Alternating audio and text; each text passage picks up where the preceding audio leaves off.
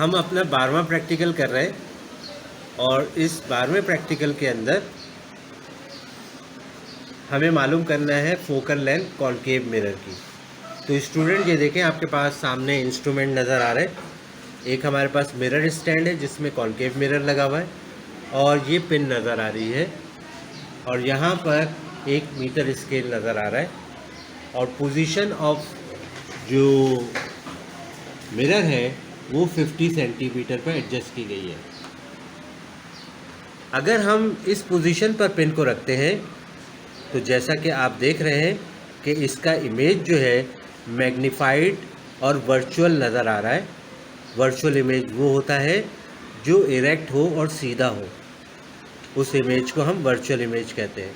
देखिए, पिन जो है ऑब्जेक्ट का साइज़ स्मॉल है, इमेज का साइज़ मैग्नीफाइड है। अब हम मज़ीद इसको पीछे की तरफ लेकर आते हैं।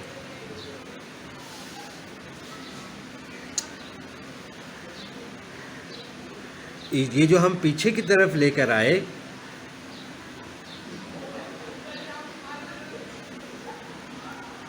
तो आप गौर से देख सकते हैं कि यहाँ पर इमेज बहुत ज़्यादा, देखिए यहाँ पे देख रहे हैं आप, बहुत ही मैग्नीफाइड इमेज नज़र आ रहा है। ये देख रहे हैं, ये भी जो मूव कर रहा है ये बहुत मैग्नीफाइड हुआ है और अभी हमें ये नहीं पता लग रहा कि ये वर्चुअल है या इरेक्ट है। ये देखें, ये मैं मूव कर रहा हूँ। आप जो कंसंट्रेशन जो है मिरर के अंदर रखें, आपको मिरर के अंदर जो है सिल्वर कलर की एक मोटी सी बीम नज़र आ रही है, ये इमेज है। मूव करना, हाथ वहाँ नहीं लेके जाना। और ये देखें, और ये मज़ीद मैग्नीफाइड हुई और अब तो हमें ये बिल्कुल भी, हमें ऑब्जेक्ट तो नज़र आ रहा है लेकिन इमेज बिल्कुल भी नहीं दिख रहा। हो वाह, दिख गया, बहुत ज़्यादा मैग्नीफाइड है और हमें तकरीबन आप समझें कि मिरर के साइज़ को कवर कर रहा है। ये इतना मैग्नीफाइड हुआ है और इस पोजीशन पे अगर मैं जाऊं तो मुझे दिख रहा है। यानी इसका मतलब ये है कि हमें इस टाइम इमेज जो है वो इन्फिनिटी पे होगा। मज़ीद पीछे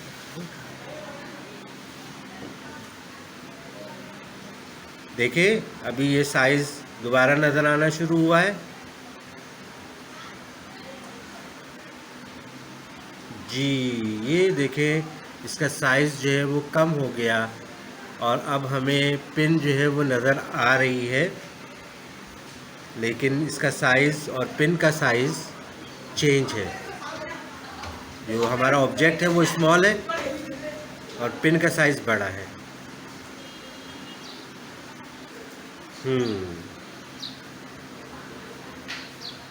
देखिए, ये पिन का साइज़ चेंज हो गया, ये बड़ी हो गई है पिन।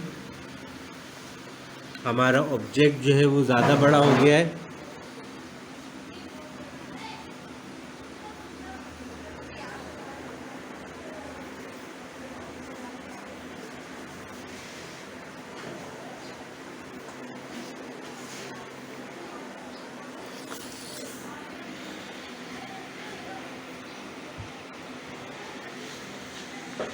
ये देखें आप, ये जो हमने अब जिस पोजीशन पे सेट की हुई है, ये ऊपर की तरफ इमेज है, नीचे ऑब्जेक्ट है, दोनों एक साथ मूव कर रहे हैं। यही पॉइंट आपको मालूम करना होता है जहाँ पर इमेज का साइज़ और ऑब्जेक्ट का साइज़ सेम हो। आप इसको देख सकते हैं, इस पोजीशन से ये वाज़े तौर पे नज़र आ रहा है। ये देखें, दोनों पिनें एक दूसरे से टच कर रही हैं और एक साथ मूव कर रही हैं। यही पॉइंट सेंटर ऑफ कर्वेचर कहलाता है। मज़ीद रीडिंग मालूम करने के लिए हम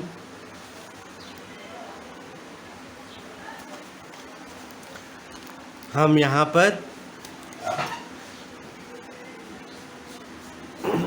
जो पोजीशन ऑफ मिरर थी वो हमारी 50 सेंटीमीटर थी और पिन की पोजीशन जो थी 34 थी तो 50 में से 34 निकाल देंगे तो आंसर आ जाएगा 16।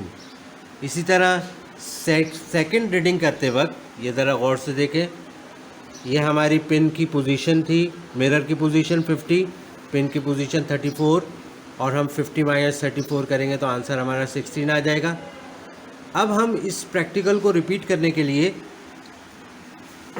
यहाँ जो रीडिंग लेंगे वो लेंगे 45 और यहाँ पे रीडिंग लेंगे 55।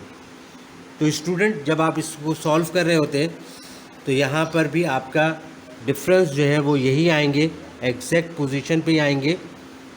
तो यहाँ पर अगर आप 45 इसको आगे की तरफ लेकर आते हैं तो ये किस पे चला जाएगा,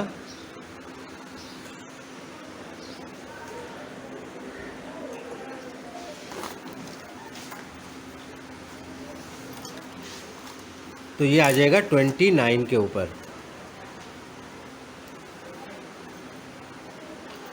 और हमारी रीडिंग आ रही है 29.1।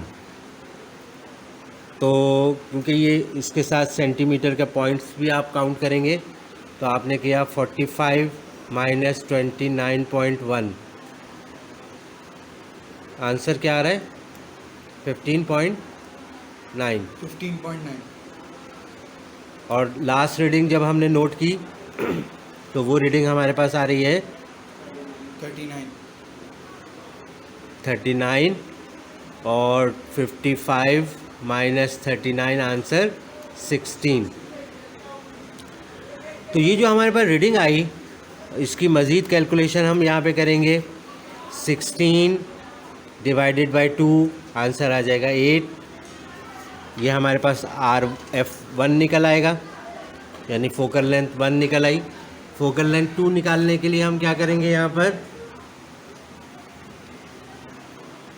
15.9 डिवाइडेड बाय 2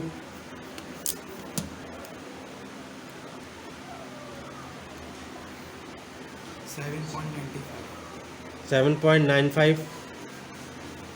इसी तरह से यहाँ पे भी है 16 डिवाइड बाई 2 तो आंसर हमारे पास आएगा 8। हमारे पास 3 F मालूम हुए, एक मालूम हुआ F1, ये हमारे पास F1 है, ये वैल्यू F1 F2 और F3 की है। इनको हम ऐड करेंगे, 8 प्लस 7.95 प्लस 8 डिवाइडेड बाई 3